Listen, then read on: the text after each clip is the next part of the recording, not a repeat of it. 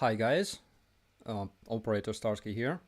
It's almost 3 a.m. in the night, and the reason is that most of Ukrainian bloggers already had their streams, and the light is blinking. Anyways, most of the bloggers had their streams, and now it's my time, because actually it's already day number 243. So again, we have like the whole world in the chat. Cheers, guys. I just gave Fuch rest of the milk. He said he appreciates it. When I was shaving, I saw that I grew some of soft ginger hair on my head. Then I realized that it's mostly the fur that I caught from Fuch, because Sucker sleeps in my bed now. Anyways, so what do we have today? Let's start with the Russian mobilized chmobiks, as we call them here in Ukraine.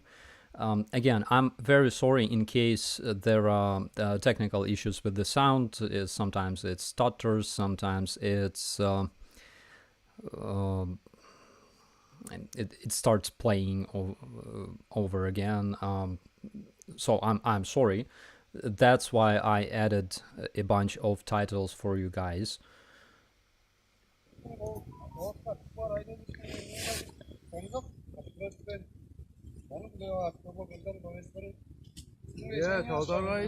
Ya uzun hocam.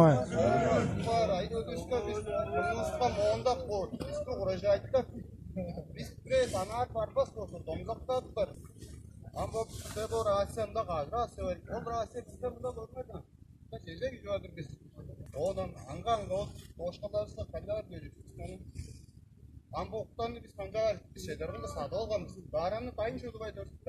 Дара да бола жез күнге барғаш. Амбо жаңғыз торбақ. Ол, мұнша жылдардың ұзында болып тұрам бұл. Бізде атшады. Оның тарғабыз. Оның олдарының мұнымдан. Олдының сетті көңіне ол бұра. Сетпейм арған олдар кісі сетпейске. Олдың сетпейсі бар. Сауын қаладары біз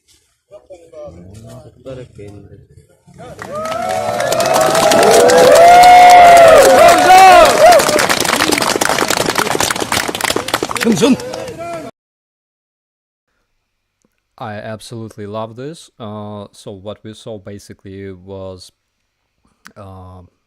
Russian chmobiks derating their command, and they were angry because they were given no radio stations. Instead, they were given a bunch of bad socks. Socks? Oh my god, I wouldn't complain about socks. Because a lot of chmobiks use those food wraps. Yeah, they were complaining about their families that were given like groceries. Come on, guys, you're given food. It's good for you. Anyways, I don't care. Then we have some other video. It's hilarious. This proud Russian soldier obviously has a fight with the Earth's gravity, yeah, like I'm not sure if it's like the Earth's gravity or alcohol, probably both. It's so hard to fight against, two enemies at the same time. But this Russian citizen who was walking his dog gives him a helping hand and saves his life from those treacherous, evil enemies. Oh my god. Ow. I think it hurts. Are you surprised to see drunk Russian soldiers? Like, not really, but it's always funny to see, right? And then we have a bunch of other mobilized people already on the front lines, and the situation in their among their mobilized troops pretty much explains what you will see in this next video. Вот на данном месте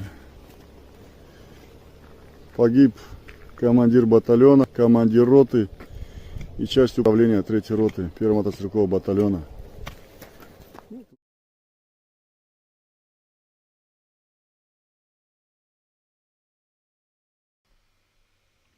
This gentleman on the front lines, they Вот на данном месте merely arrived to Ukraine and they командир already батальона, lost, командир роты their command, и часть their управления 3-й роты battalion 1-го commander, мотострелкового company батальона. commander, which is a big loss. When you lose your commanders, it's a disaster, of course. And yeah, they were hit by Ukrainian artillery. There you can see them Вот на trying данном to месте install the cross погиб командир батальона, командир at роты that spot. и часть управления 3-й роты 1-го мотострелкового батальона. So sorry. So sorry. Yeah. And also another news is that my brigade today captured a Wagnerite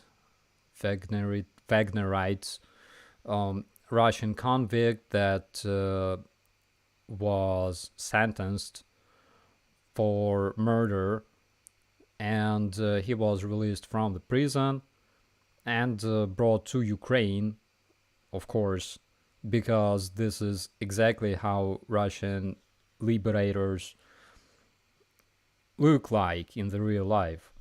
And here is the video that was just published like a couple hours ago.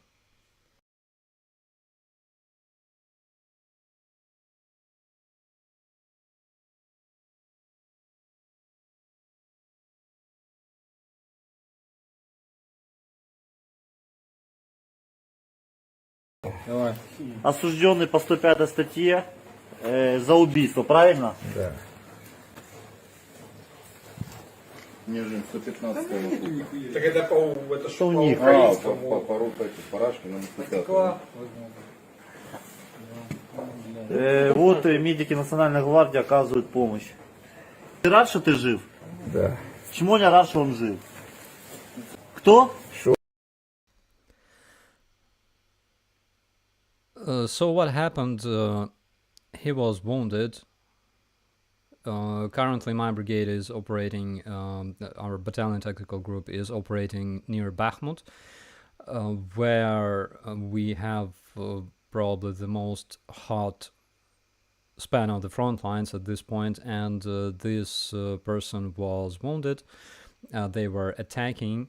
The reason why they attacked so hard in that area is because they brought a lot of those Zagrada Triady.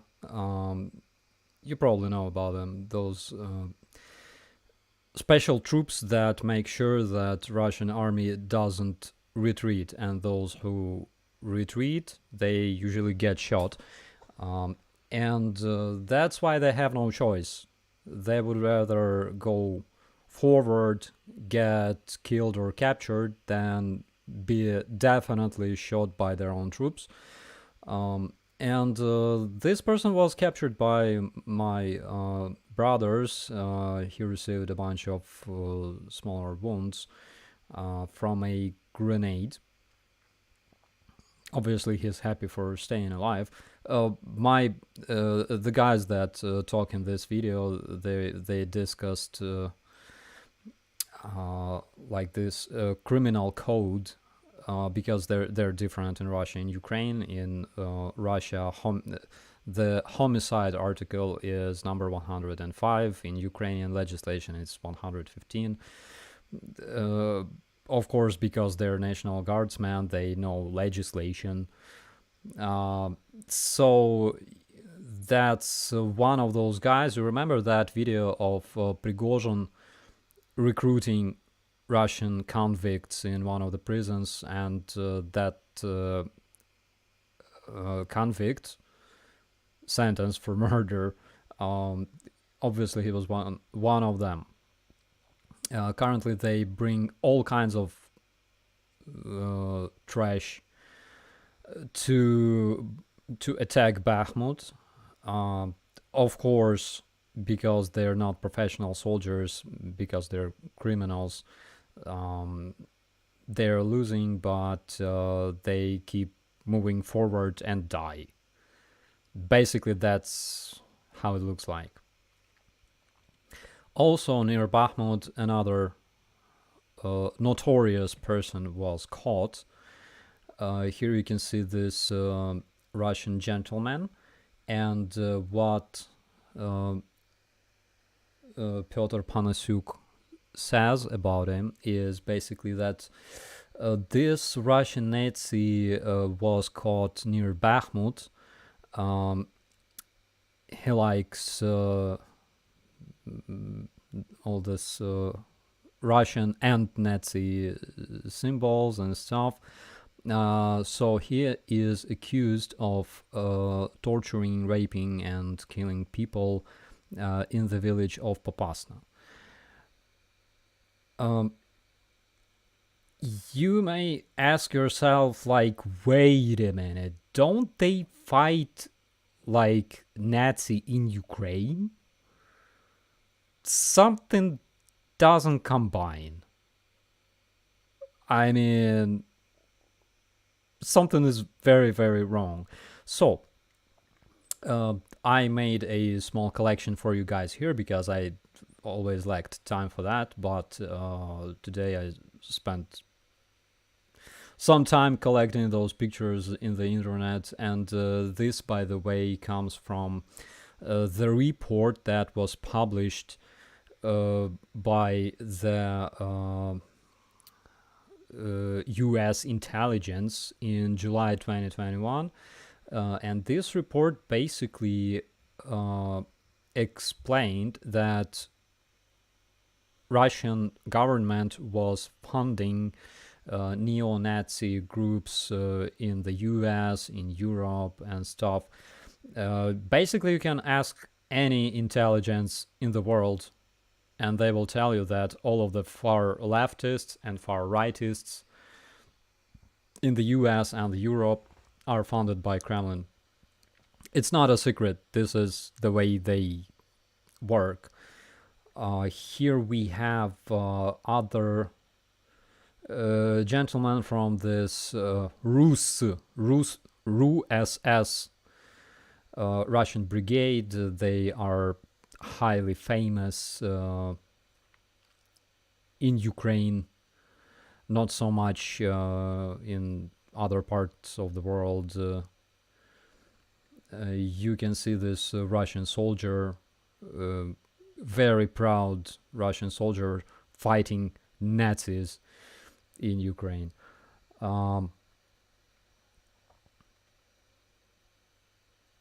What's behind? Like, there's a bunch of rifles behind him. Are they like real? No idea. Anyways, this is, by the way, Alexei Melchikov. He's very, very famous in Ukraine because in Russia he was known as a dog hunter. So what he did, why he became famous, was because he was killing dogs, stray dogs, and he was publishing those videos in his social media. Then, as soon as the war started in Ukraine, in 2014 or 2015, he moved into Ukraine and started helping those Russian hybrid terrorists to fight against Ukrainians. There were rumors he died, then he appeared back in Russia and stuff. He's not a child, Livonia. He's not a child, he's 20-something. He looks like a kid, basically. Yeah, probably some problems with development. I don't know. Yeah, but he is famous in Ukraine and Russia, of course. We have another Russian soldier. That title on the tank says towards Kiev. And you can see that black, yellow, white flag behind him. It's because in Russia they have those different movements. There's a lot of them, guys. There's like Russian imperialist movement that uses that black, yellow, white flag, and those are supporters of their Tsar Nikolai that was killed by Bolsheviks. They don't really like communists, but because both imperialists and communists have the same goal, which is Great Russia from Pacific to Atlantic, they kind of work together. Then there are Russian Nazi, and Russian Nazi sometimes fight against like Russian Nazi balls, not national Bolsheviks, like RNA. Oh my god, Nazi communist.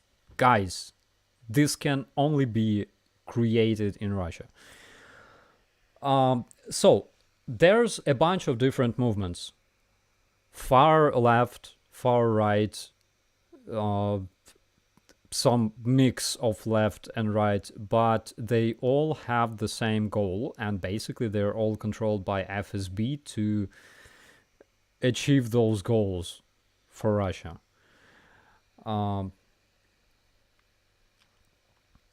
Next, we have this, oh my god, Dugin.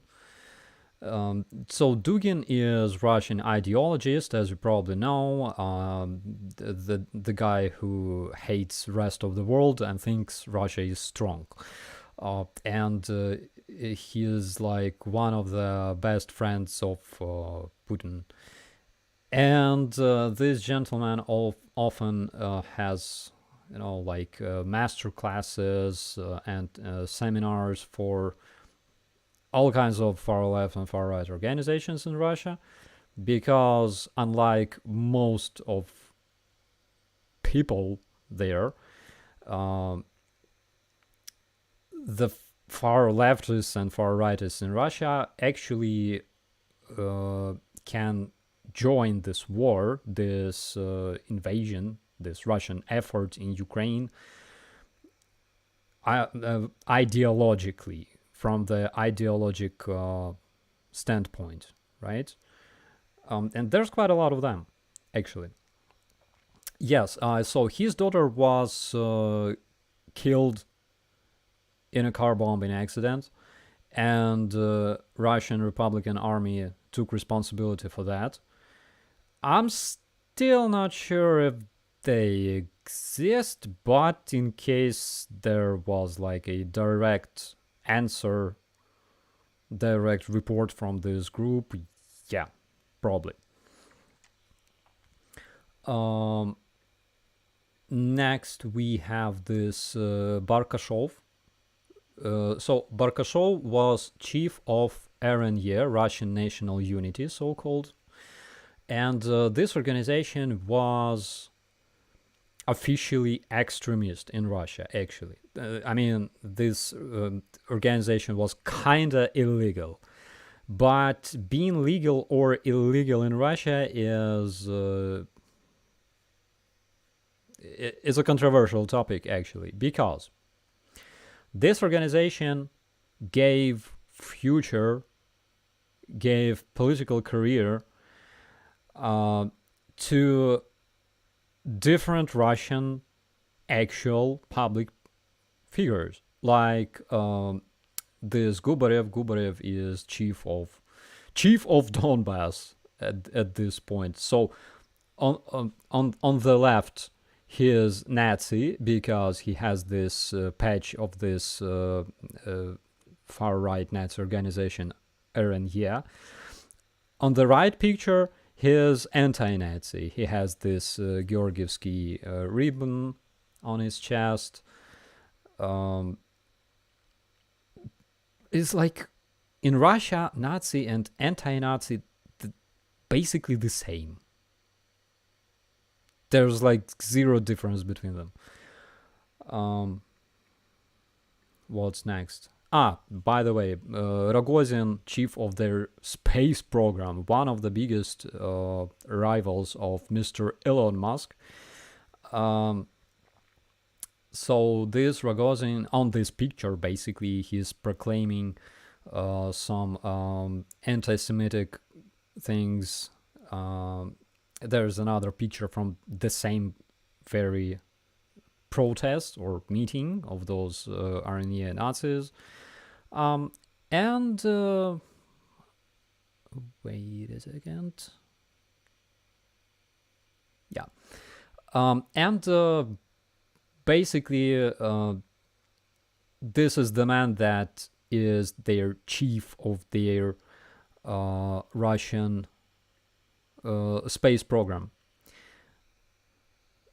I know that Russians had quite a few problems with him because of what he says publicly.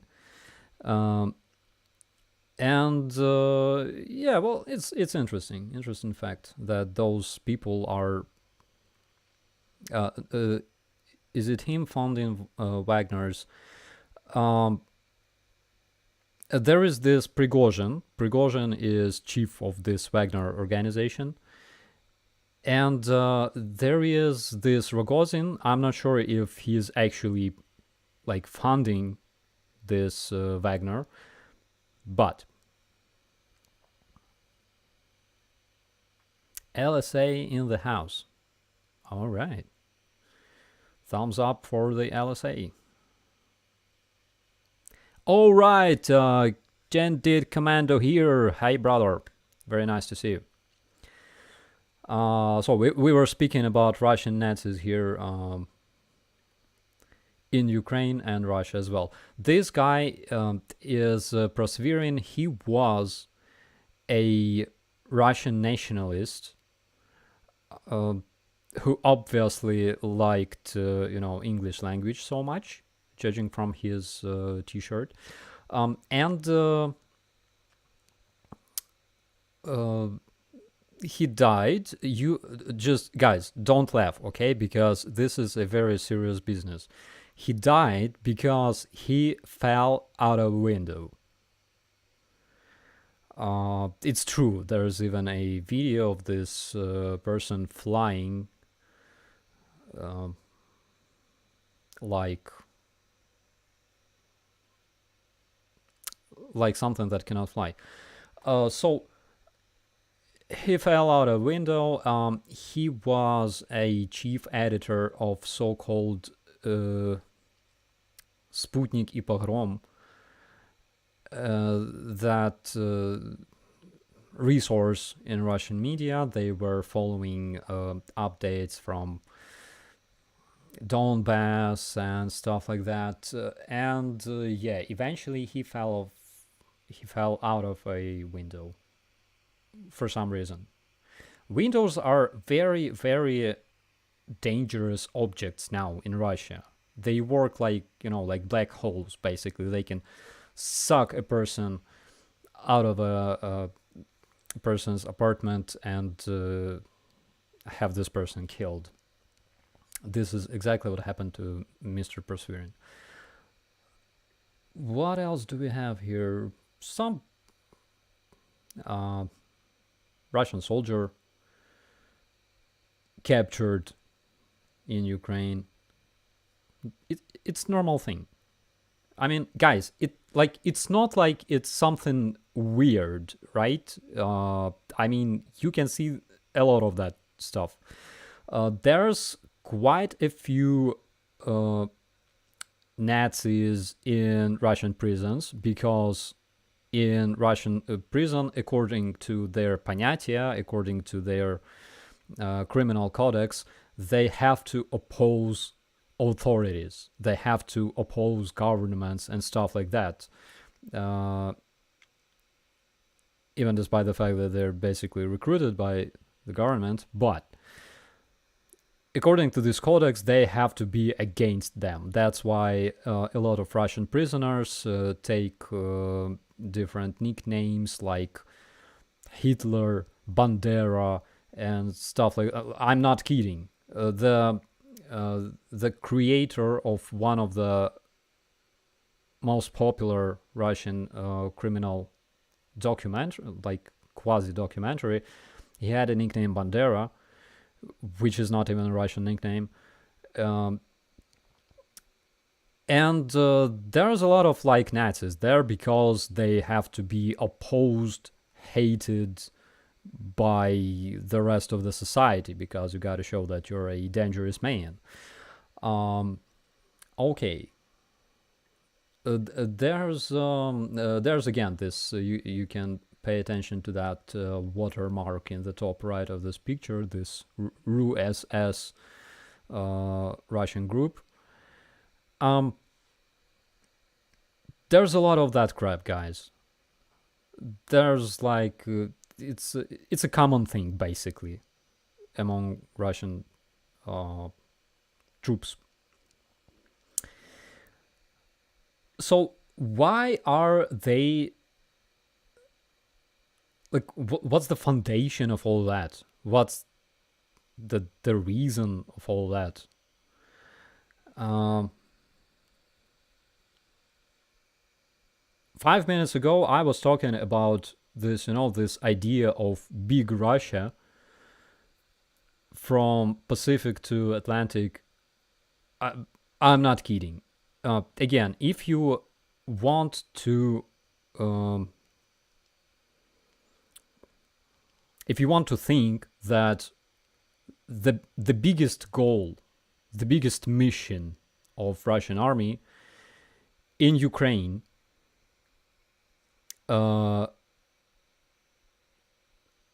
there's a nice point from Beirutus.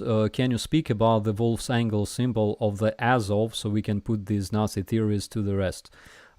Yes, in just a minute. So if you think that Russians' biggest goal, their biggest target, is to capture 2 oblasts of Ukraine, which is like Donbass, no. This is not the reason why they have 1,000 spies actively operating in Europe and the US at this moment. So as for this wolf's angle symbol of the Azov, I asked those guys before this Azov was created, because there was a right party in Ukraine. And I talked to those guys. They already had the symbol. The party was called Patriot of Ukraine. It was based in Kharkiv. So we were calling him like this symbol. We called it the pump because it looks like the pump. So I asked, like, what does it mean? They told me that they have this idea of Ukrainian nation, and this symbol is basically letter I for idea and N for nation. That's it. Again, yesterday with the shields we were talking about different people. There are... Okay, let me show you this.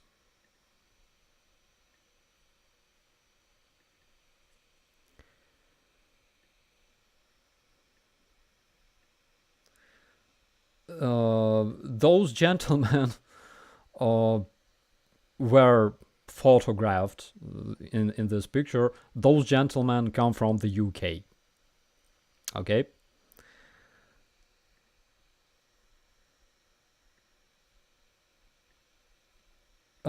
Then those gentlemen, I believe they come from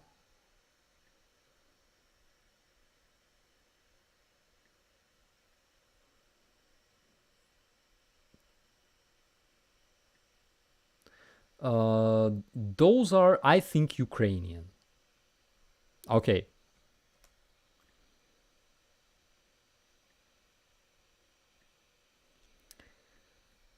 Those are French. Just a second. Oh no, I cannot show you this image for some reason. Anyways. That is Russian. Basically, the dude on the right is Pushilin, giving a word to some Russian soldier with Nazi symbol.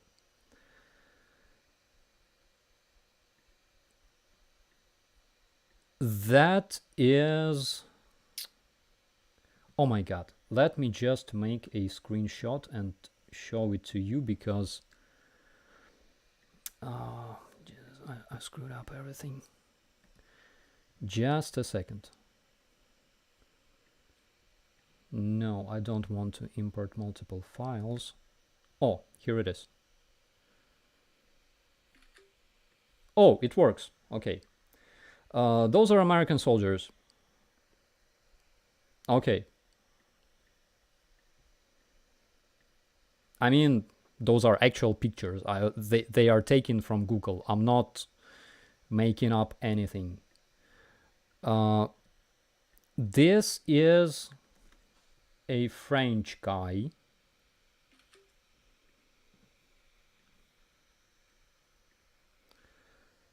With the Nazi slogan again, right? And the reason I'm showing all this to you guys is because in any society, in any type of social group, anywhere in the world, in the US, in the UK, in Ukraine, in Russia, in Japan, like anywhere in the world, there is a bunch of assholes, right? Because evolution created us this way. This is like laws of evolution. In any society, you will find a bunch of assholes, as well as a bunch of brilliant, nice guys. There are different people around. Some people believe in, rightist ideology. Some people believe in leftist ideology. There's a lot of them everywhere. And the percent of those guys is pretty much similar everywhere. That's why Russians that specifically claim that all of their soldiers came to Ukraine to liberate Ukraine from Nazi regime, having those tattoos with like two-headed eagle and swastikas and stuff like that.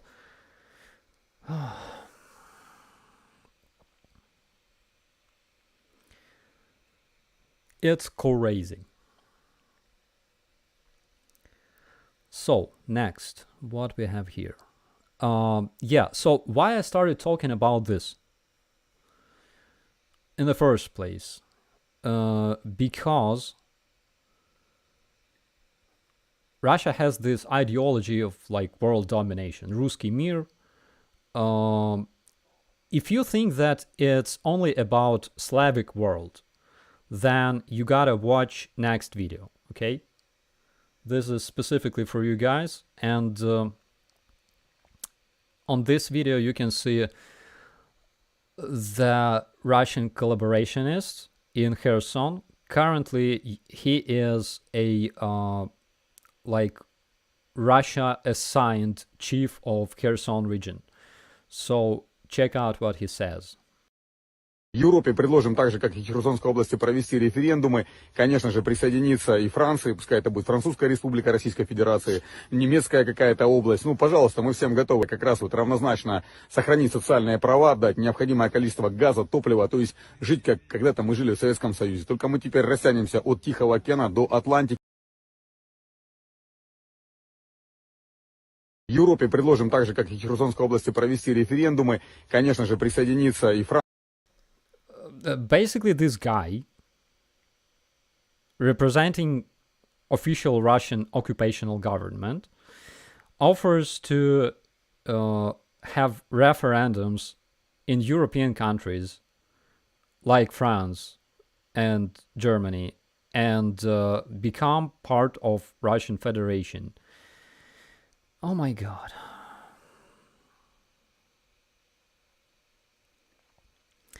There is this famous Russian writer. He's a sci-fi writer called Sergei Lukyanenko. Lukyanenko. I didn't read his crap, but I prefer Stephen King. But the dude had interview on Russia Today, and I specifically prepared this piece for you guys to see because it's absolutely hilarious. You should show the video of his poem. I saw that video, and I had a severe case of bleeding from my eyes. Just Google it in a YouTube if you want. Okay, so here's his interview on Russia Today, basically. You gonna love it. В этом году первый раз оказался на Украине ребенком еще. И вот там мне украинские дети, они рассказывали про то, что Украина оккупирована москалями, что если бы не москали, они бы жили как во Франции, а вот они страдают, потому что оккупированы. Причем это были не украинские дети, которые украинцы говорят по-украински. Такие там тоже были, они были совершенно нормальные. А какие, откуда были эти дети? Это были совершенно русскоязычные, с русскими фамилиями пацаны, которые... У кого-то там отец был военный, у кого-то кто-то еще. Ну, то есть это были абсолютно русские, русскоязычные, но себя А прям топить таких надо было в Тысыне. Прям вот там, где плыны кача. Вот прям топить этих детей, топить. Это не прямо ваш в метод. Тысыне. Это не ваш метод, поэтому вы интеллигентные люди, писатели-фантасты. А это наш метод. Вот прям надо сказал, что, так сказать, москали оккупировали, и сразу прям бросаешь в реку с бурным течением. Вообще, в этом году первый раз оказался на Украине ребенком еще.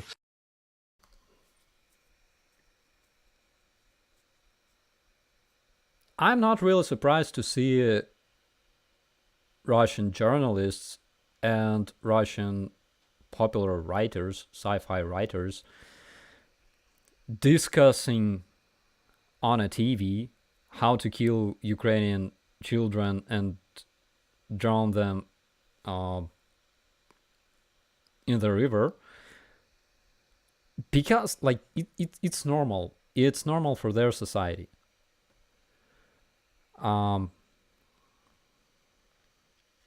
So I had a comment from...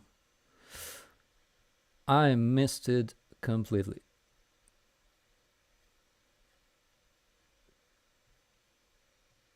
I live not far from Stephen King.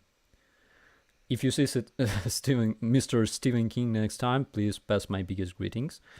There was another one. How can you tell? So how can you tell Russian last names from Ukrainian last names? Basically, the most popular Ukrainian last names end with "enko" or "ko." In Russia, it's "ov," "ich."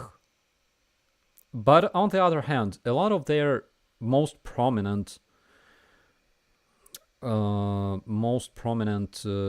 video editors and producers like Bondarchuk. Chuk is also Ukrainian kind of last names. Bondarchuk, Gosha Kutsenko, their famous actor. There's a lot of people in Russia with Ukrainian last names. Again, doesn't say much. We have also a lot of Polish last names and Serbian, Croatian last names as well.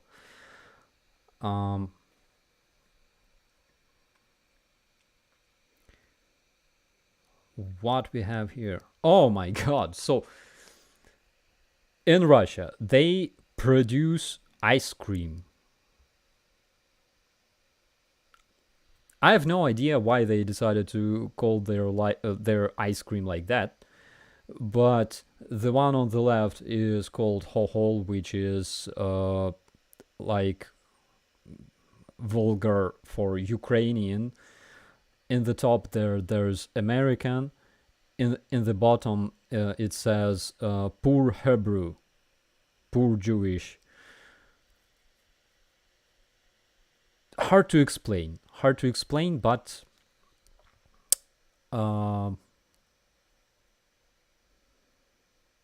it's kind of crazy. This picture was taken by Russian legion called Freedom to Russia, and those are the guys that fight in Ukraine. They defend Ukraine from Russian aggressors, basically Russian volunteers fighting for Ukraine. And this is a patch on this video, a patch of eliminated Russian invader, which says, I'm not ordering my foreign passport because I'm waiting that Russia will be everywhere.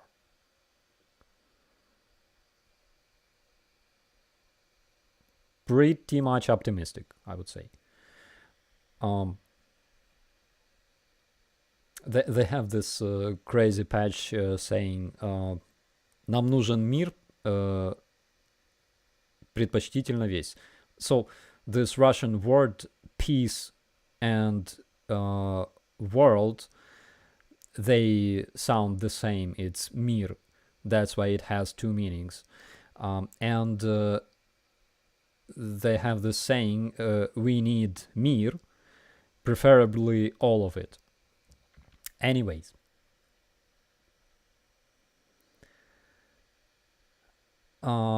We have a bunch of more optimistic videos. Here we have a video of Ukrainian Humvees preparing to arrive to the front lines and participate in the counteroffensive. There's quite a lot of them. I can say that we finally receive plenty of vehicles. Actually, this video, I think it was taken sometime in late August, probably middle of September, something like that, judging from the flora. Maybe September. Anyways.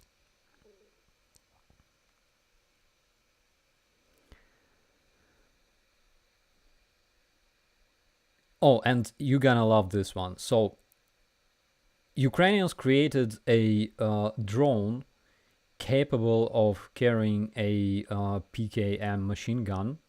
I think it's PKM. Vehicle. Yeah, like, yes, Ukrainians don't know the difference between W and V sometimes. I'm not an exclusion. But I'm working on it.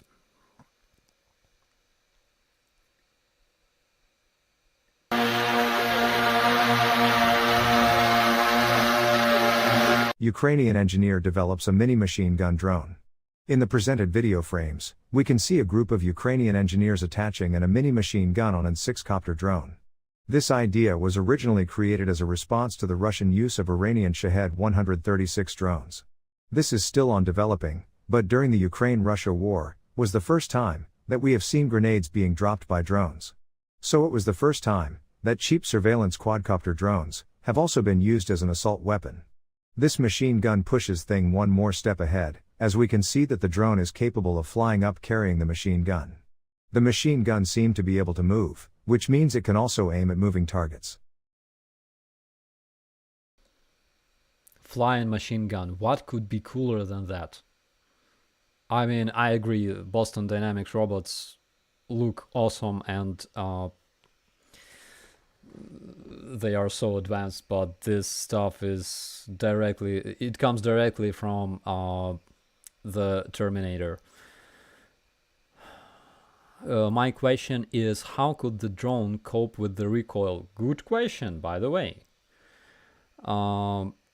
Probably it won't be shooting in automatic regime.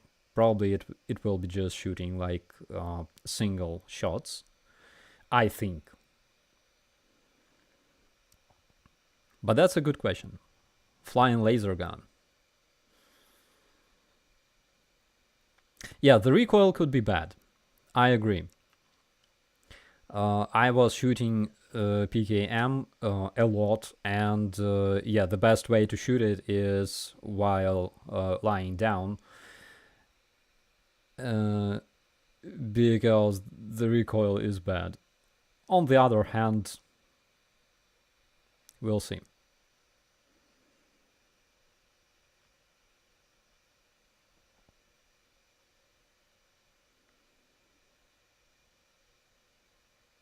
Drone sniper. Yeah.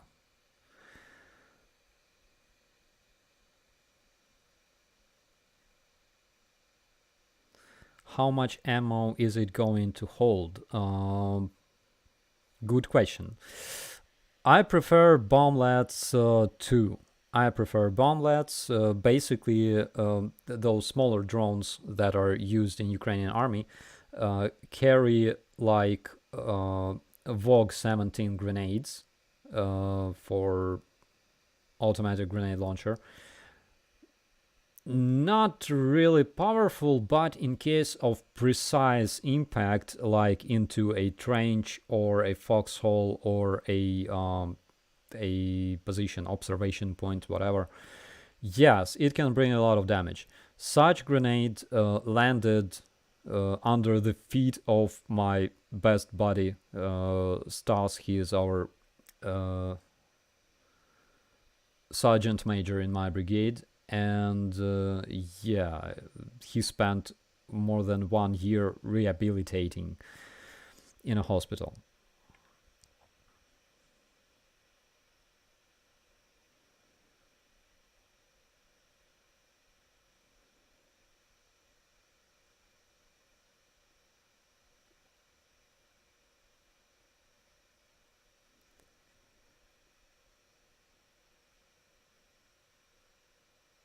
I use drones to spray my crops. Sounds great. One day I woke up and read this article about a company. I think they started that in China.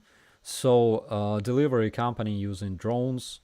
Now in multiple cities you can order pizza using a drone, and you will have this pizza delivered by a drone.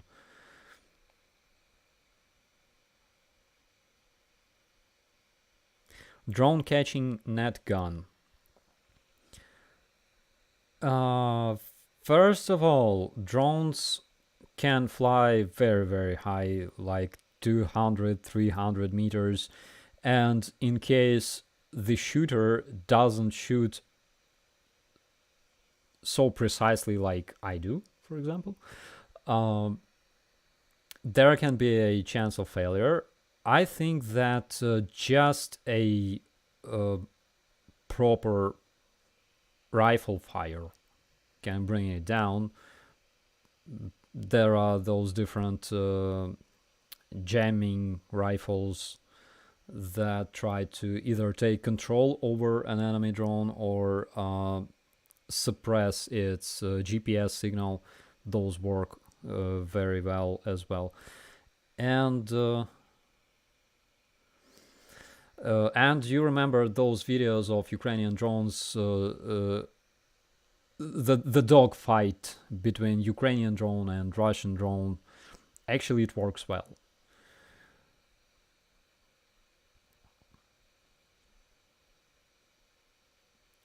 Like, the easiest way is to suppress the GPS signal.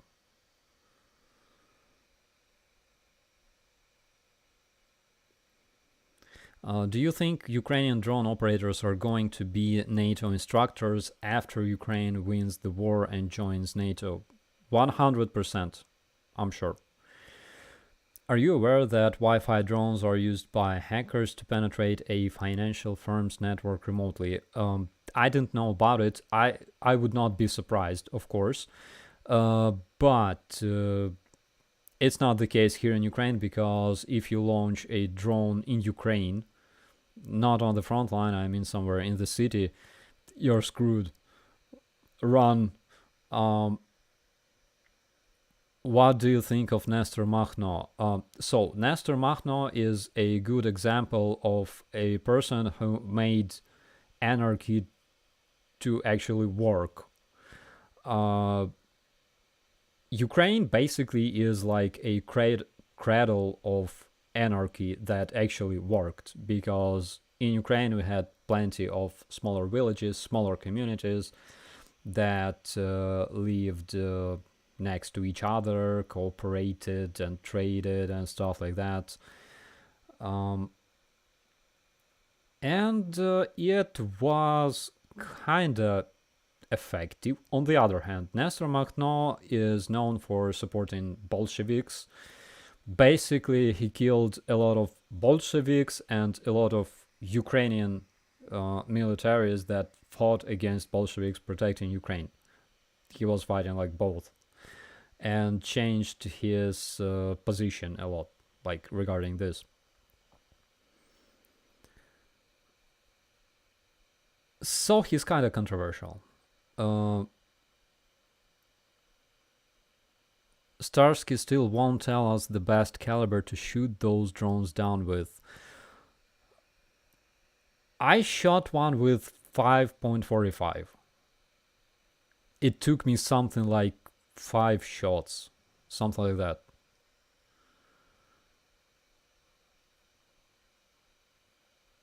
Probably 5.45 is not bad, because it has the longer range of a direct shot, so-called direct shot, and higher bullet velocity.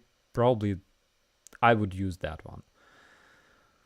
What's the news to the north and along the Belarusian border? So we're expecting. We're waiting. We were armed with those, potato measures. So here we are.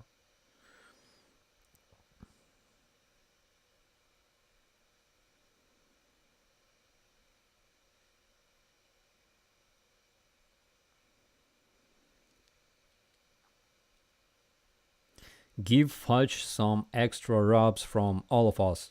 I will, I promise. Can we send letters to Ukrainian soldiers? You definitely can do that, but I'm not the person to disseminate those letters among Ukrainian soldiers if it's not about my brigade specifically. But I think the best way to do that is contact your group of activists in your town or city or the place where you live, the activists that help Ukraine, and probably talk to them, because they know better. They definitely have contacts in Ukraine, and your letters will be delivered to Ukraine, to specific unit or Ministry of Defense or Usually those letters are being delivered to the front lines by volunteers. Lavrov, depressive horse. I'm not sure what happened to him.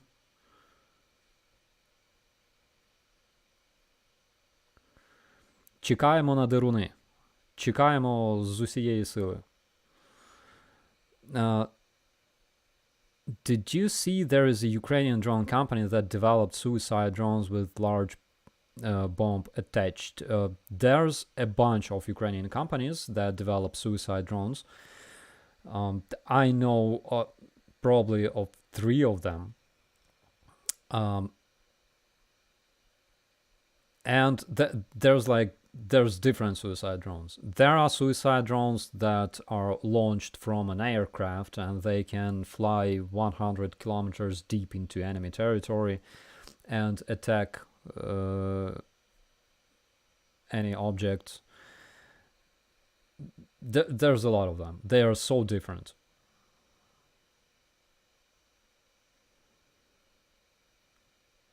Have you fired the 50 BMG? I didn't, but I had a picture with one. It's big.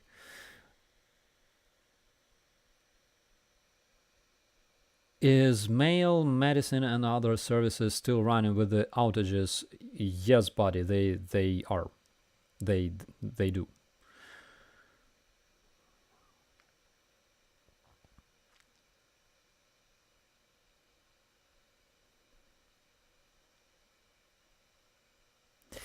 Do people like Max and his unit benefit from organizations like Come Back Alive and United 24? Yes, we receive drones and different supplies from Come Back Alive. So, for example,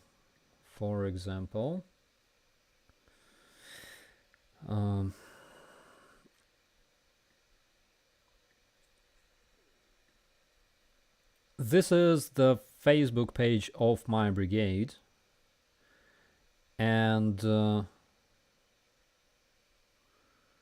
let me show you some pictures here that were taken in the beginning of the invasion.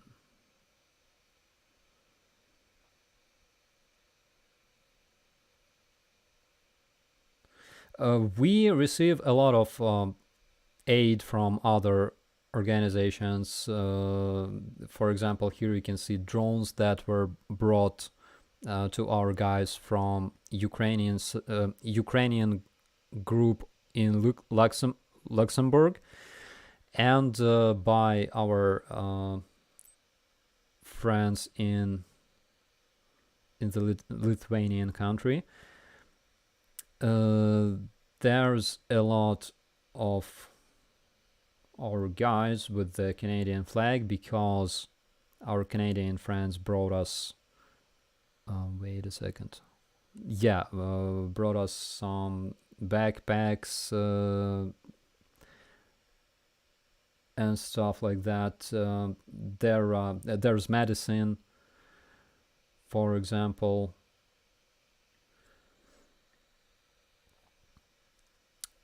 But what I wanted to show, here it is, because I made this picture. So those are the drones that were brought to us by Come Back Alive, basically. There's drones, there are scopes, thermals, and are they like weather? There are weather stations, and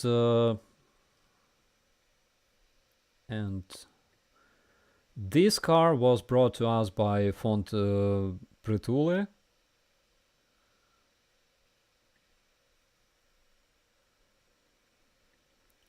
This is the humanitarian aid from a Ukrainian person. So, in a word, a lot of organizations, here you can see, I think it's a night vision. Yeah, night vision devices. So as you can see, there's plenty of different gadgets and stuff coming to Ukraine, to different units, to our units as well. Are the colors of your flag the blue for the sky and the yellow for the rising sun? Not really. So it's the yellow is the grain, the wheat. Let me show you this once again. Oh my god, I'm so lucky that I can finally, like show you things that I see in a browser.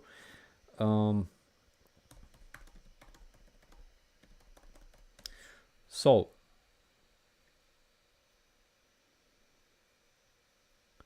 one of the most popular pictures that you can see in Ukraine is this.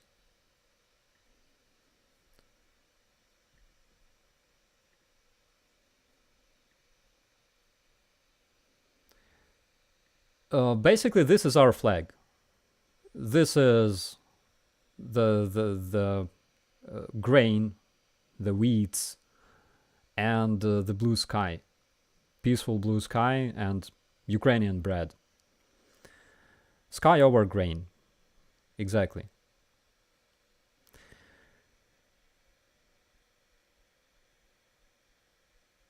Can you put a Facebook link? Facebook link, you're talking about my brigade. It's just Rapid Response Brigade of the National Guard of Ukraine. I think you will find it in the search.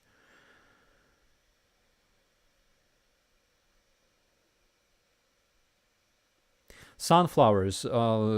Originally, it's sky over grain. Sunflowers is like a bit different part of Ukrainian symbols.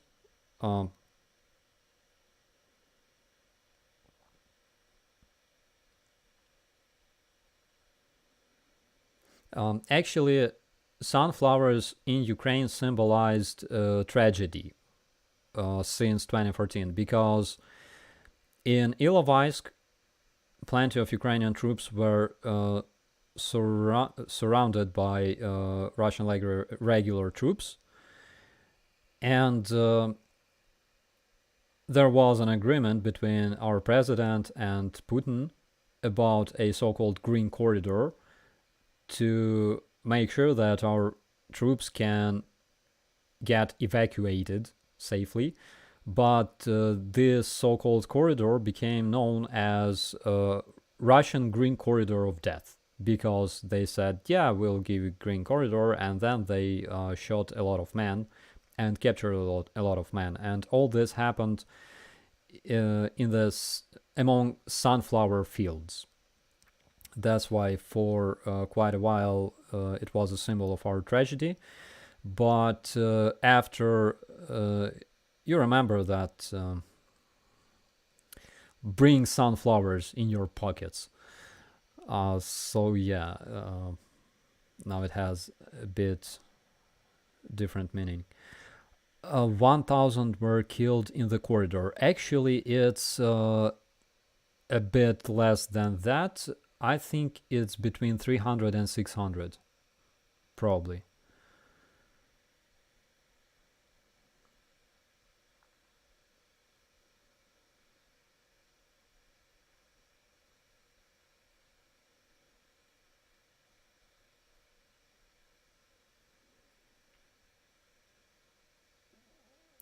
Do you think Russia is almost out of tanks? I don't think so. I don't think so, because there's like 20,000 tanks. But not only like modern tanks, even if we consider their T-62 tanks as modern, there's a lot of other tanks, like E's tanks, like T-34s. I mean, yeah, they're old, but they're still tanks. But they're still funny. I mean, cringy. But they're still tanks. Chmonya. So Chmonya is... In Ukraine, we call those mobilized people chmobiki, because chmo is like a loser, you know.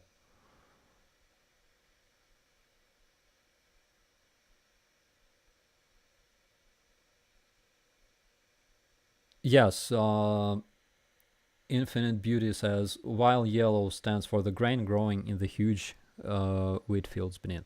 Yeah.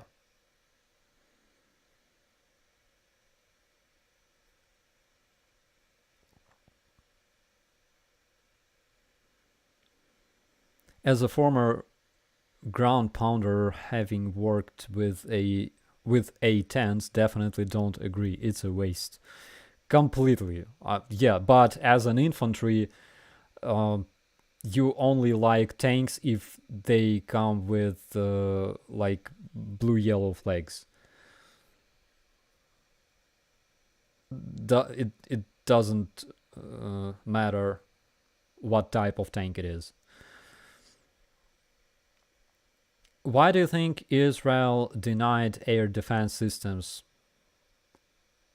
I have no idea. Probably they don't want those technologies to be widely available, maybe. But the Prime Minister of Israel, I think, said that he simply wants to save his, national interests.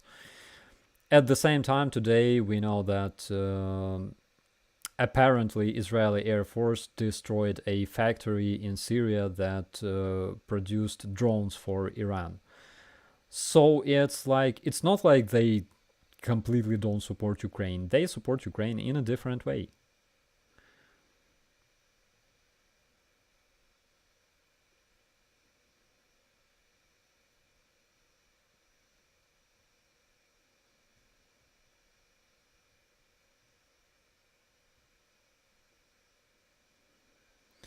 You wish you had A10s. They would be able to defeat most of the cheap Russian SAMs and still do some serious damage. 100%. The thing that makes me so excited is, the way we managed to attach AGM-88 HARM missiles to MiG-29s. It's amazing. It's like integrating a, I don't know, PC with Mac. Those are two different worlds, but still they work together. So we have the Enforcer here. It's very nice to meet you, bro. LSA in the house. Okay, wait a moment. I missed a question. Guys, please, if you want to ask a question, please make sure you tag me in the chat, because all the messages are just jumping like crazy. Is Turkey producing Bayraktar drones in Ukraine yet? We don't know much information about it. So there are some topics that we prefer not to manifest a lot, for security reasons. Did you know that since the first days of the war in Ukraine, Google has revealed all Russian military bases on Google Maps, so the whole world can see their bases? Yeah, I've heard about it. Julie asks, Starsky, have your skies been quiet today where you are?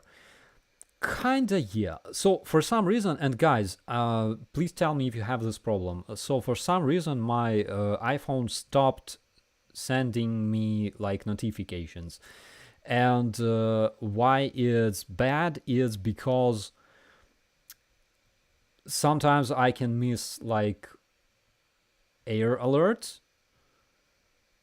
I mean, of course, I will hear sirens and stuff, but at the same time, like if I'm sleeping, sirens don't wake me up already. So if you have this problem, please tell me, because I tried everything. I even tried to reset my settings. Nothing works at all. Is Petro Poroshenko supporting Ukraine? Yes, he does. At least we hope so. So the thing is that after this invasion started, our biggest political opponents, including even our ex-president Poroshenko and current president Zelensky, they shook hands and they said that they're not gonna like politically fight against each other until we finish this war. Is Rasputitsa a big factor yet? I think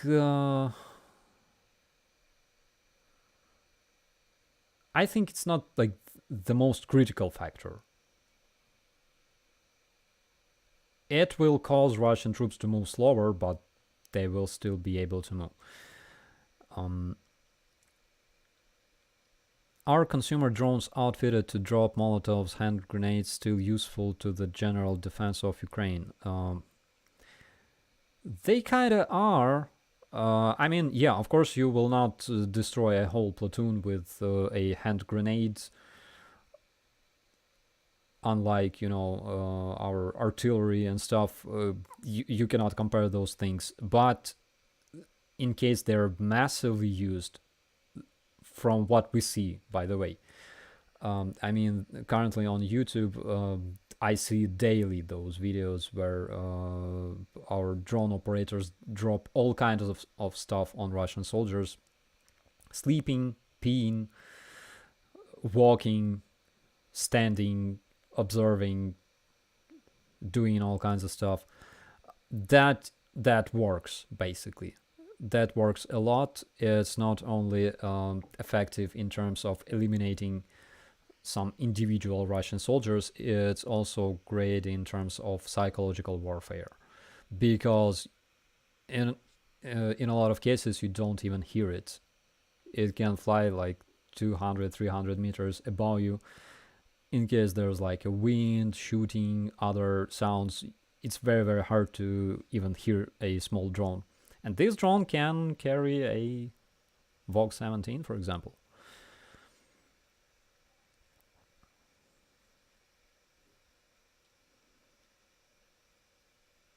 Can you do a song for the Leaf Spring Army to use on their stream?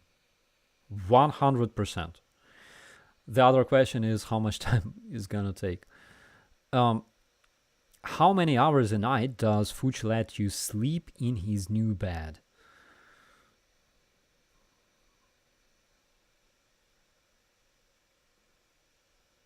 We are not talking about hours here.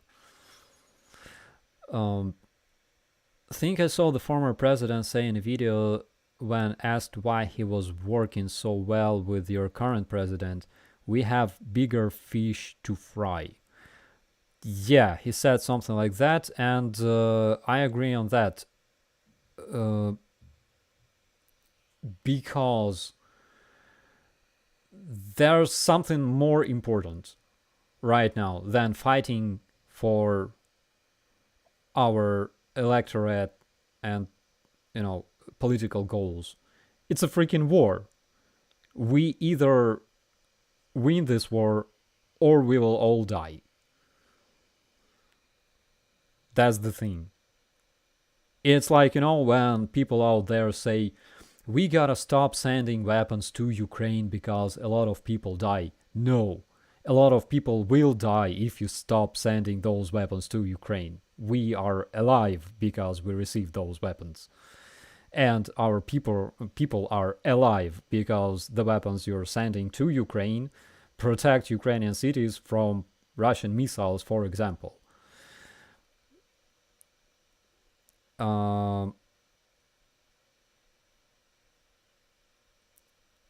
What does the red and black Ukrainian flag mean? So one of the meanings that I heard is that when the drop of blood falls on Ukrainian flag, the blue-yellow flag, it turns into red and black. There is a picture that you can Google easily, which proves that, by the way. Fuchs needs a dog toy fund. Actually, Fuchs doesn't like toys. For example, if you drop a ball at Fuchs, he will pee and run away.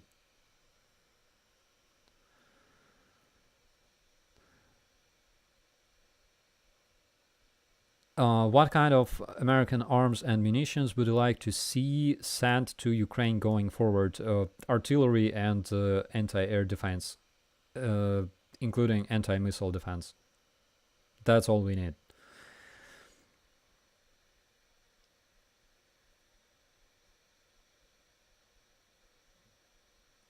Europe will die if we stop supporting Ukraine.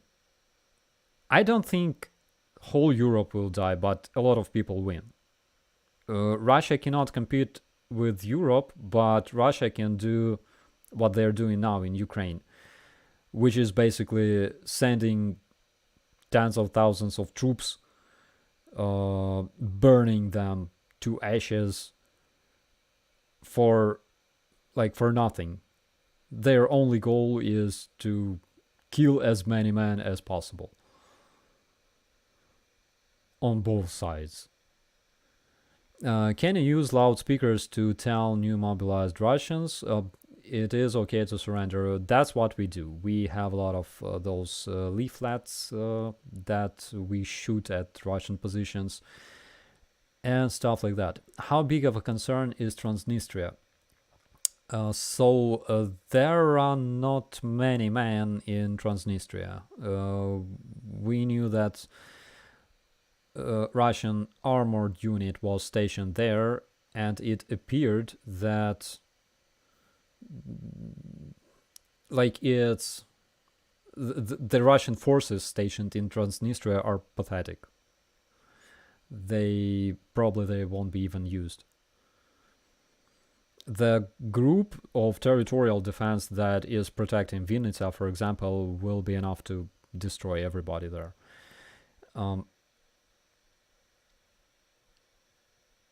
And do you have a Cossack top knot? Unfortunately, no, I don't.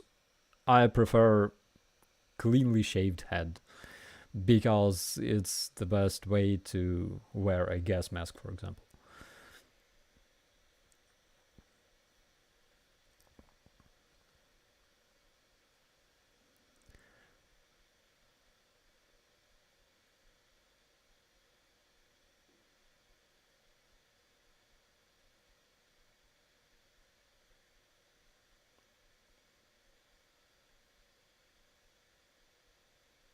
Is there a version of the Ukrainian national anthem that is free for public use? I don't know. Is Musk still operating Starlink in Ukraine? Have there been interruptions? We have information that there's no interruptions noticed recently, so everything works.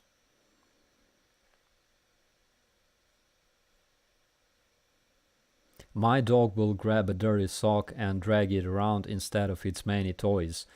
So the reason for that is the same reason why dogs like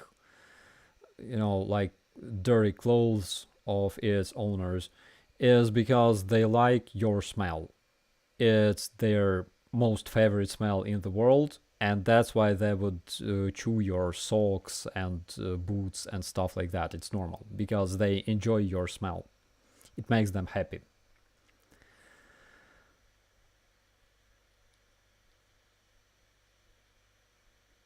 How to become volunteer who brings letter to the fronts. So there's a lot of charities in Ukraine, a lot of those civil volunteer organizations. There's maybe hundreds of them. And basically you can join any of those organizations and help deliver those letters together with other kinds of humanitarian aid, like armored vests and helmets and food and medicine and stuff like that.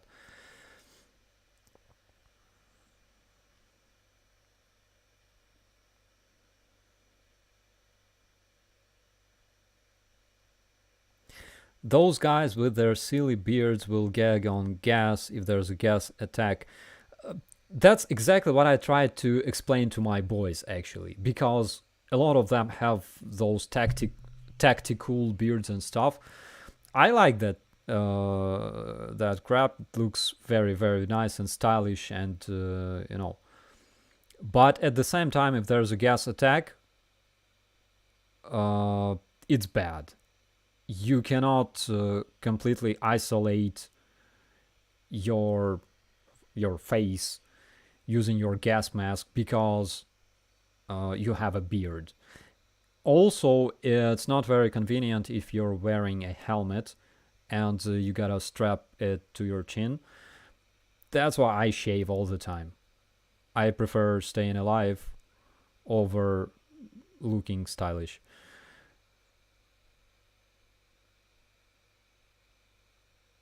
If Russia is willing to sacrifice everything, how long do you think the war will last? Until some dude in Russia realizes that he doesn't want to sacrifice everything, and probably he takes a rifle and make Putin disappear.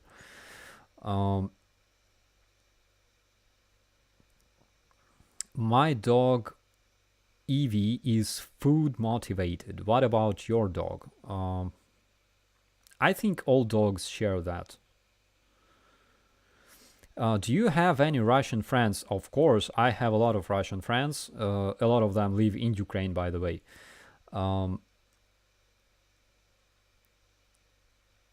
Infinite Beauty asked me a question that I cannot find.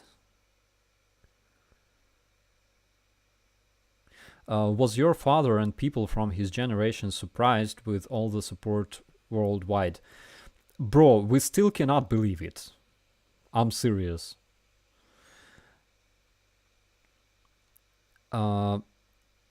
Is illness an issue on the front lines? Is there enough medicine to help against viruses, bacterial infections? Yes, it's true. And yes, there's a lot of different medicine. I think probably we don't need medicine for, you know, treating diarrhea and cold anymore, because there's a lot of it. Do you like ice cream?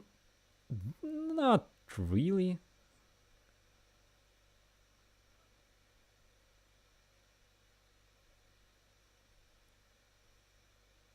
Will Ukraine take back Mariupol after Kherson? Eventually, yeah. I'm not sure that we're gonna take Mariupol before Kherson. Here's a question from Infinite Beauty. The red stands for bravery, strength, valor, and bloodshed, while the black represents the soil we lay down our life for our land.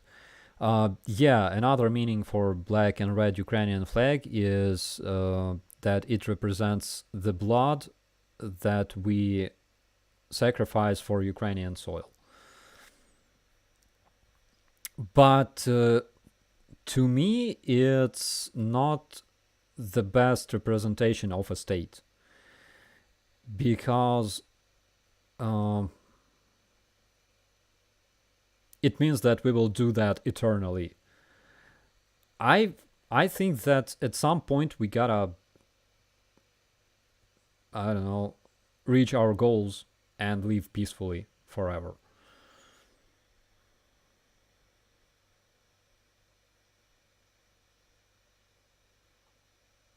Why you don't fight?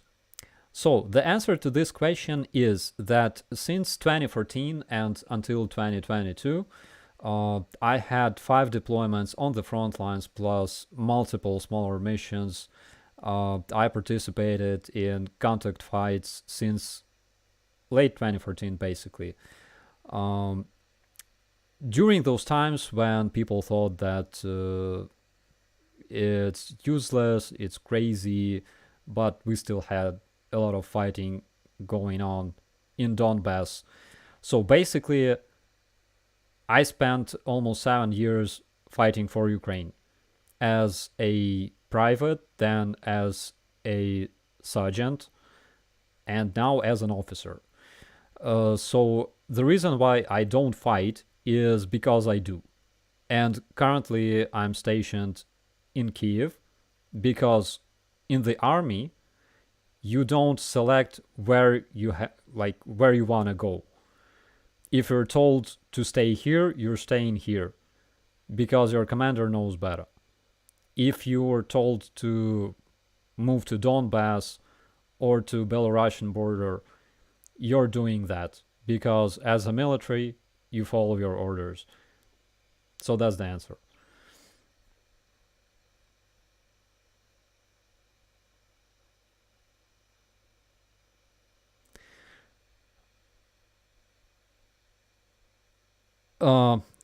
Is that the same person asking the same question? I swear every stream a guy asks why you don't fight. We gotta explain that to people. There's a lot of civilian people that probably don't know how army functions. So our mission is to educate them, right? I think if Belarusian people come to the street and throw Luka out, it will be a win-win situation. What you think? Definitely. So I talked to volunteers from the Belarusian volunteer battalion fighting in the area of Kherson right now, I believe. And he said that their biggest mistake during those peaceful protests in Belarus was that they were peaceful. Because you cannot use democratic tools and measures in a country ruled by a regime that despises democracy, where democracy simply doesn't work. And that guy, by the way, he was among the guys who organized those protests. Do you think the Belarus threat to open a new front is real? I still do. I still do because so in Zabrovka is an airfield in Belarus. I think it's south of Gomel. This airfield was given to Russians. And what we see is that Russians increase the number of personnel on that airfield. They build anti-air defense. And it's not a sign showing that they decreased their operations in Belarus. No, it's vice versa. It means that they prepare to use this airfield as their air bridge with the rest of the Russia to deliver their troops to Belarus and use them to attack Ukraine. So I will be glad if I'm wrong.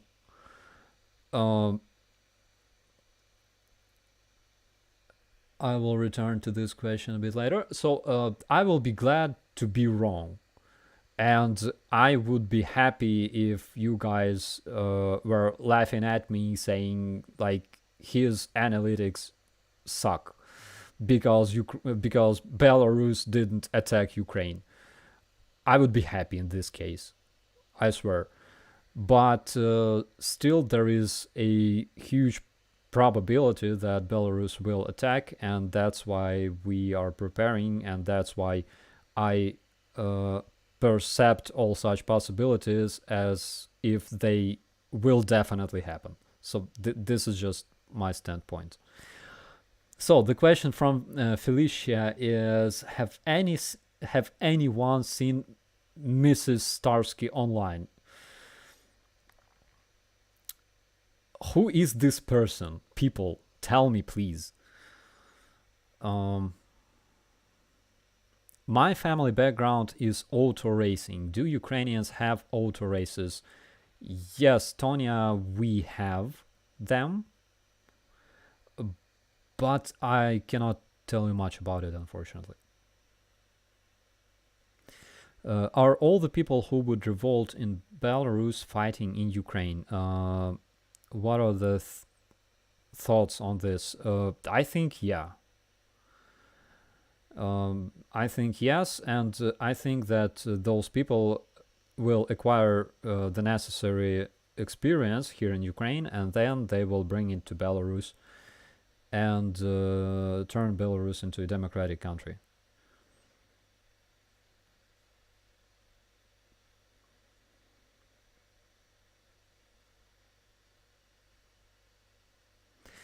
I have always been told that I'm Polish. I didn't know for sure, so I did the DNA test, and it turns out I'm 70% Polish from Warsaw. My great-great-great-grandma, her last name was Dorożinska. She arrived to Ukraine that was occupied back then by Russian Empire. She arrived from Lodz, aka Łódź, together with her father, Mr. Dorożinski, who was a member of the political party of Pilsudski, by the way. But it's very hard to, find my traces because it requires going to Łódź and probably surfing the archives and stuff like that.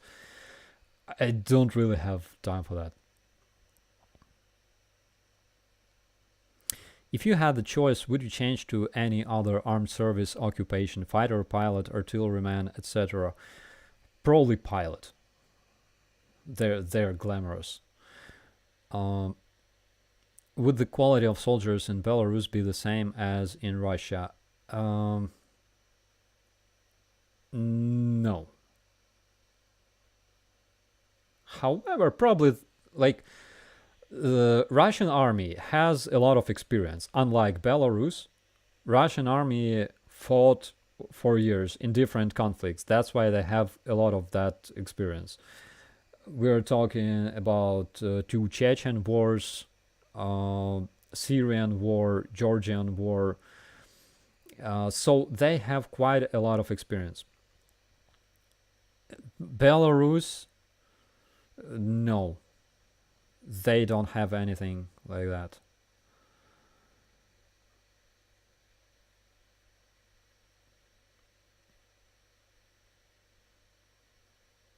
Does the surname Mogilevsky mean a person from the Belarus place Mogilev? Could be, absolutely.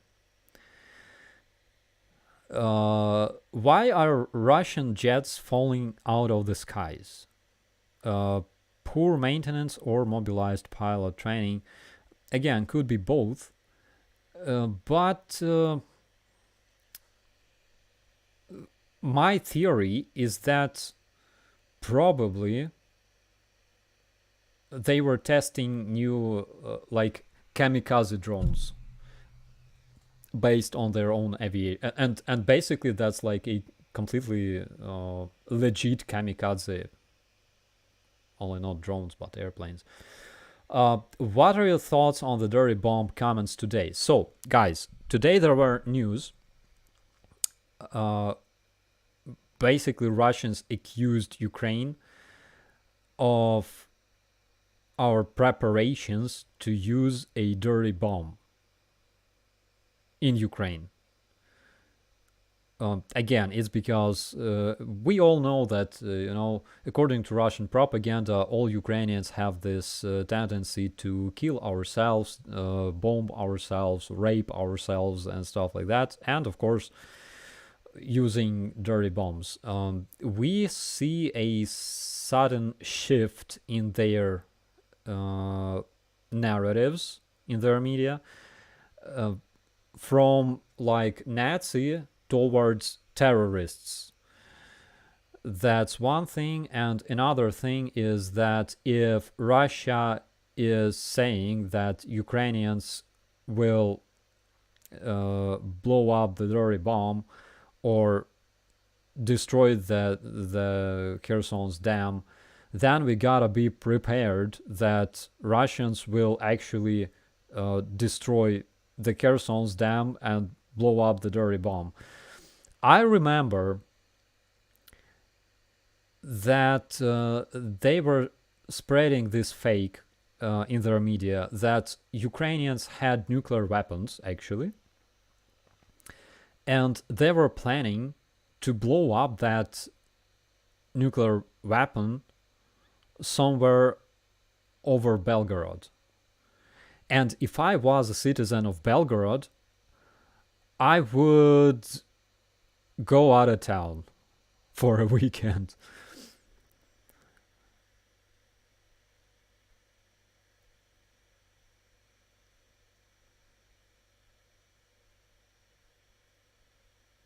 What is your current rank? So it's between lieutenant and captain. In Ukrainian language is a senior lieutenant. In Western armies, I think it's first lieutenant.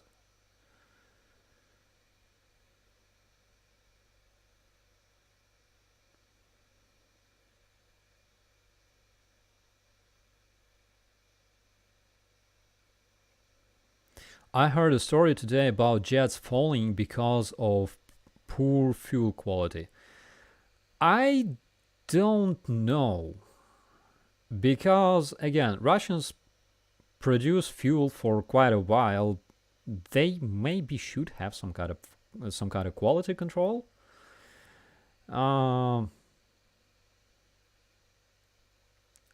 don't know, seriously. On the other hand, yes, it can be completely because of poor maintenance, poor level of their technicians, but there's also such thing as karma, and karma works.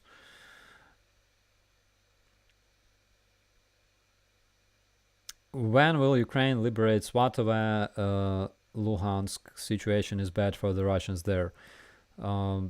Yes. So the answer to this is basically yes. When? I don't know. Nobody will tell you. Operator Starsky, have you ever been to Romania? No, I haven't, but Romania is one of those countries on the list that we will definitely visit after this war is finished, and we will have like a European tour with Max. So after returning from, it's gonna be like Italy, Croatia, and after Croatia we will basically go to Romania before returning to Ukraine. Has Ukraine asked Germany for Skynex air defense to combat the drone threat? I don't have information about this, unfortunately.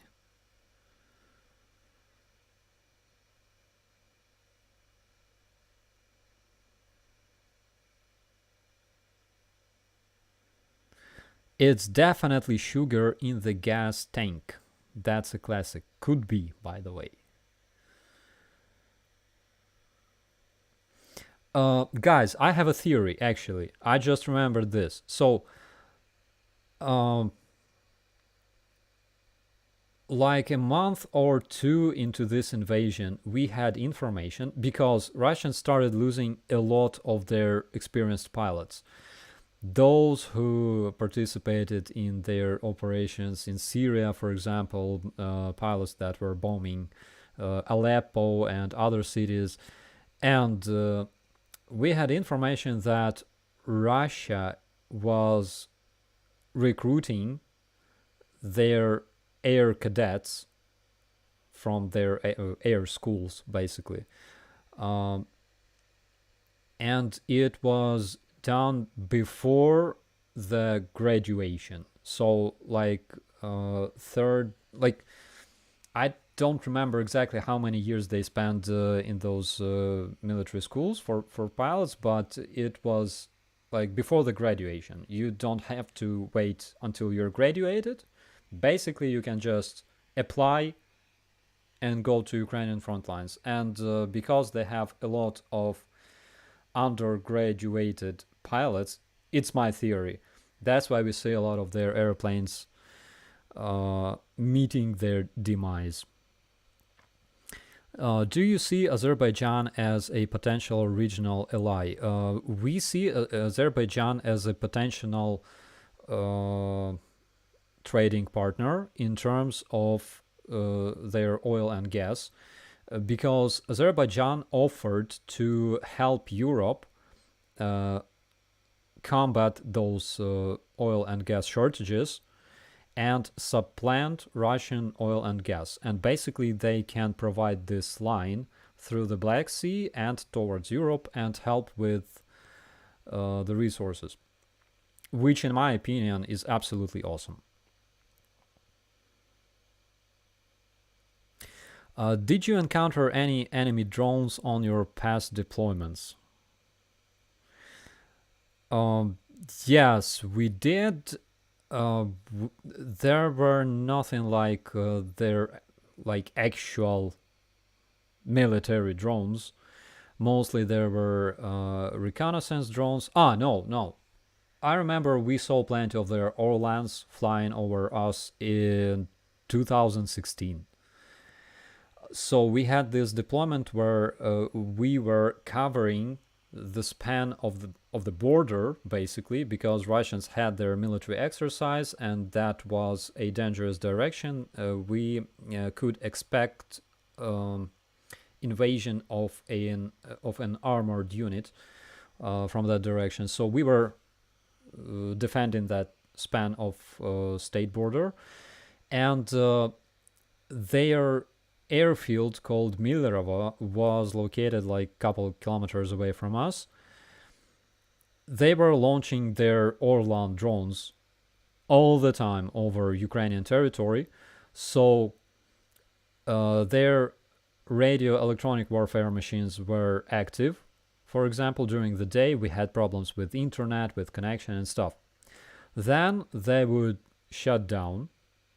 At the same time, they would launch their drones. Their drones would fly over our positions for quite a while, a couple hours, and then return back to Millerova, to Russian territory. They would land, and Russians would launch their radio electronic warfare machines once again.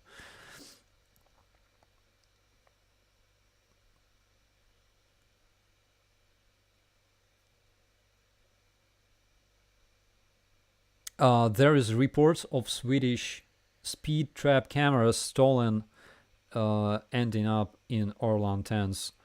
I read that. That could be true, by the way. If Belarus with 9,000 Russian invaders attacks northern Ukraine, where would they attack, Lviv or Kiev? They could attack both, actually. Why they like to attack Lviv is because Lviv is, according to their analytics, it's like the main hub that transfers all the humanitarian aid, all the weapons and stuff to Ukraine. Let them believe this is true, of course. As for Kiev, so let's put it this way: they will get screwed in both directions. Does Ukraine have a navy? Yes, we do. They're not as strong as Russian navy, unfortunately, but we have a bunch of smaller vehicles, smaller vessels armed with rockets, torpedoes, missiles, and recently, I think in Turkey, our frigate ship was built.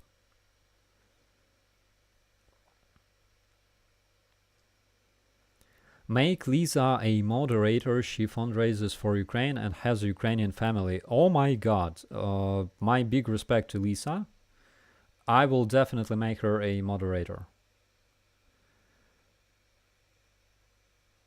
But I need to know, Lisa, if you can contact me through Twitter or Instagram or whatever, please do that, because I need to know your email so I could make you a moderator for my chat.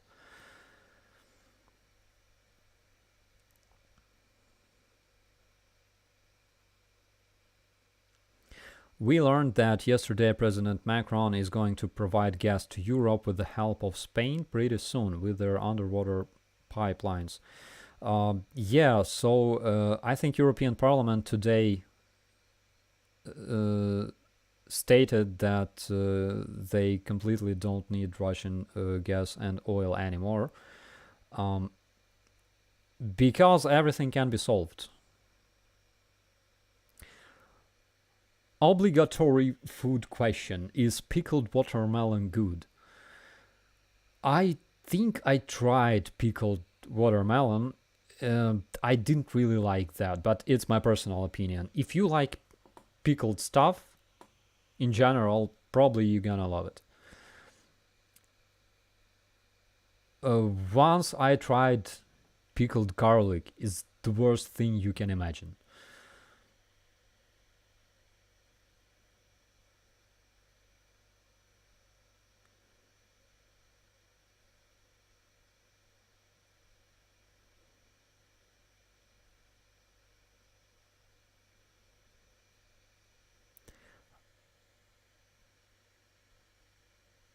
What kind of coffee do you guys drink to keep you going? Any kind of coffee. So back in 2016, we were donated this mug coffee, huge pack of mug coffee, that expired, I think, in 2005, and it was 2016 outside. So those little bags of coffee, those packs of coffee, they were solid. In order to be able to dissolve them in water, you had to take something like a hammer or a buttstock of your rifle. We had like big pipe. We called that Jesus pipe, and we used that to turn those bags of coffee into fine powder and mix with water and in the water you would see like those smaller pieces floating. They reminded me of like cheese or something like that. It was the best coffee I remember in my life. Why don't you buy a Turkish submarine and sink Russians' fleet in Black Sea? If we could buy a bunch of submarines, I think we would do that definitely.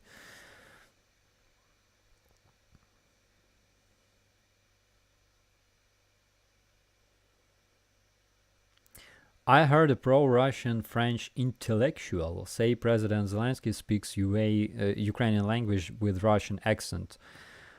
Not that it is relevant, but curious, true or false. So President Zelensky can speak even Russian language at home.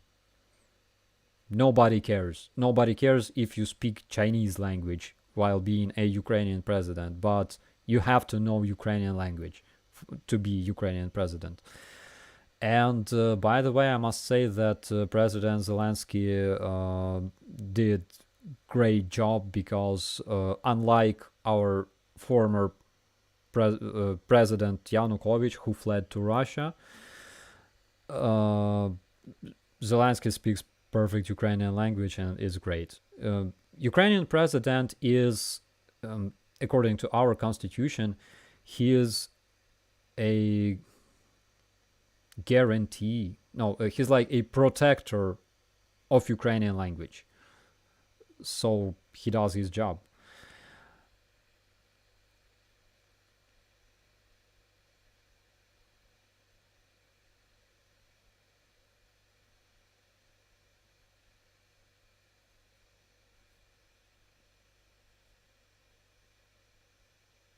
Got some questions in terms of Shahed 136. Yes, you can send them directly to my email. I hope I will be able to help you, but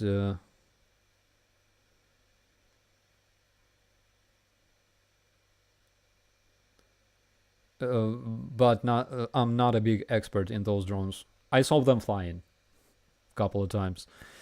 Do you think Russia will resort to nuclear weapons out of desperation?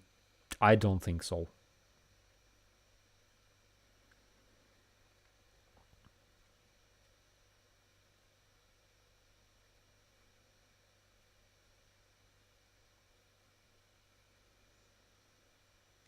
AK-74 is a multi-tool. Put the Jesus pipe. Jesus pipe worked.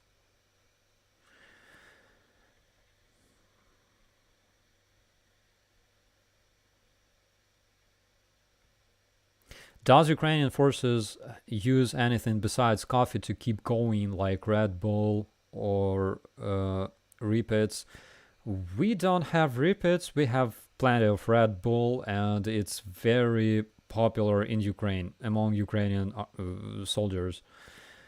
So if we can buy those, we usually do.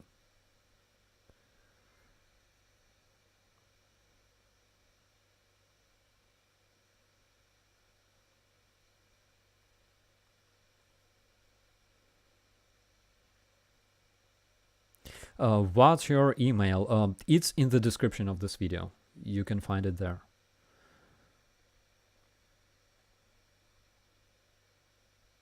Do you guys have Starbucks coffee? Unfortunately, no. On the other hand, though, it's like all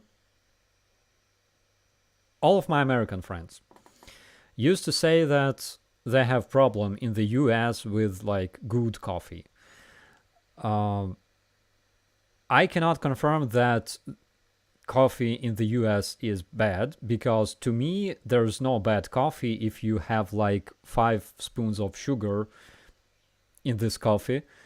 But it's like Starbucks is the like the best coffee in the US. Again, I cannot confirm this. To me, it's like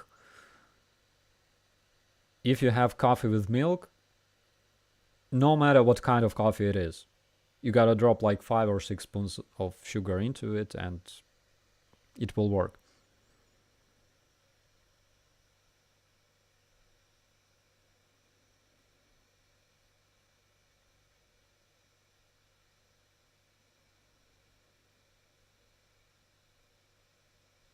Starbucks is overrated, too expensive. I confirm this.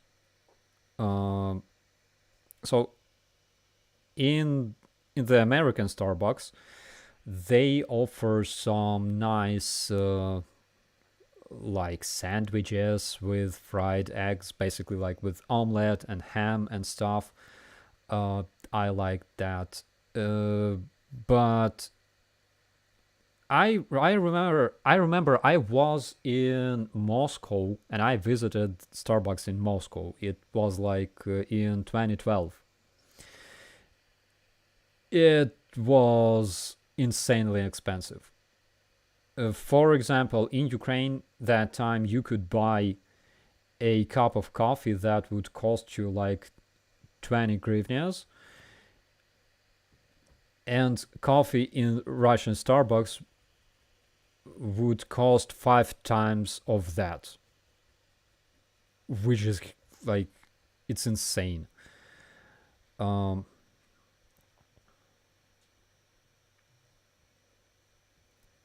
Dunkin' Donuts, I think we had those here.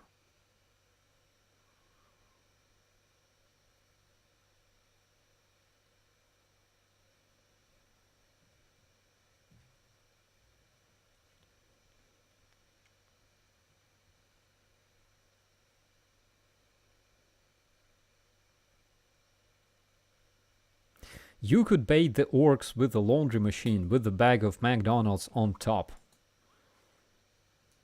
I think that would work.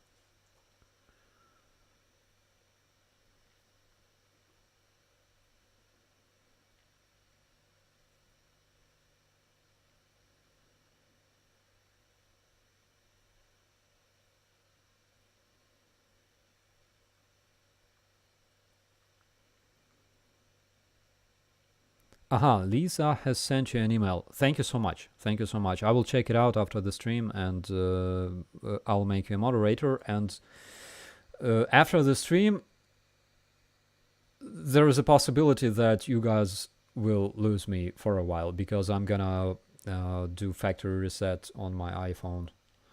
It doesn't show notifications at all. Is American coffee bad? I don't believe in bad coffee. It depends on how much sugar you have in that coffee, probably.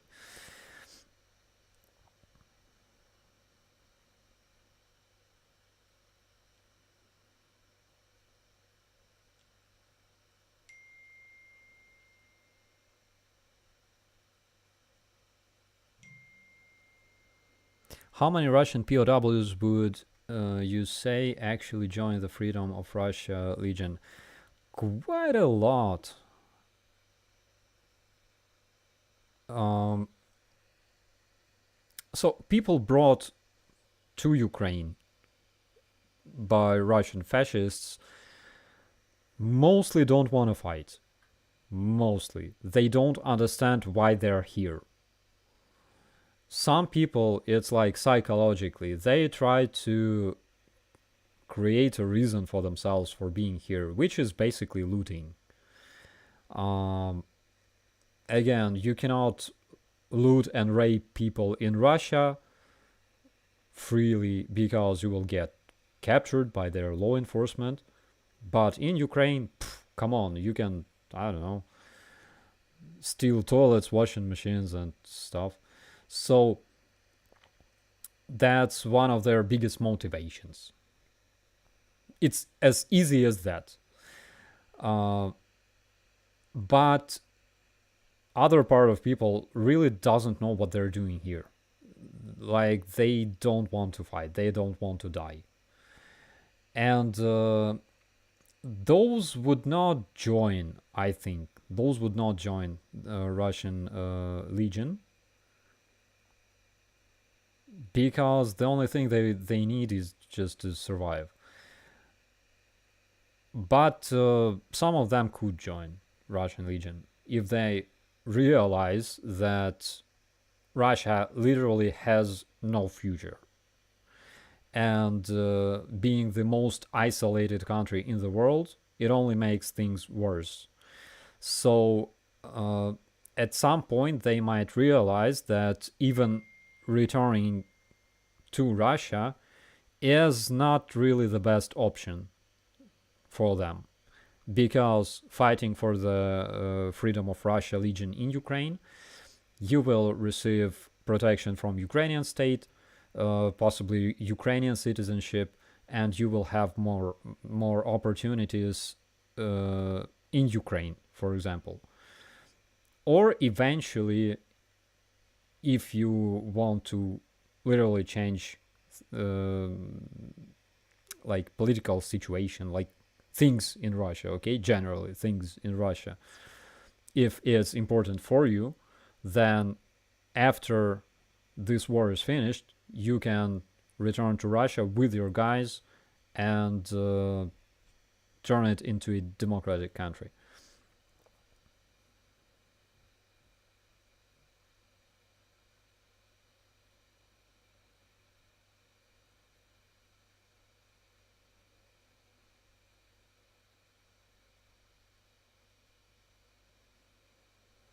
Do you think Russia would ever undergo a civil war in the future? It's likely, yes. Are you going on the Enforcers channel in 10 minutes for the fundraiser? Is it in 10 minutes? Oh my god, it's Monday.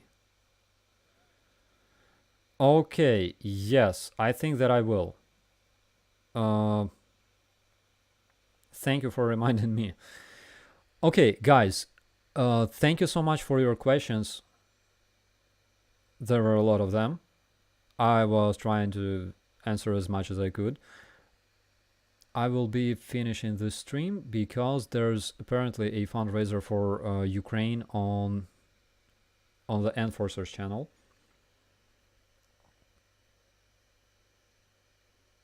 I completely forgot about it. I gotta make notes in my notepad. In my notepad. But the problem is I always forget that I have a notepad, and I forget to read. So I probably need some kind of, Mrs. Starsky to help me with, managing my stuff.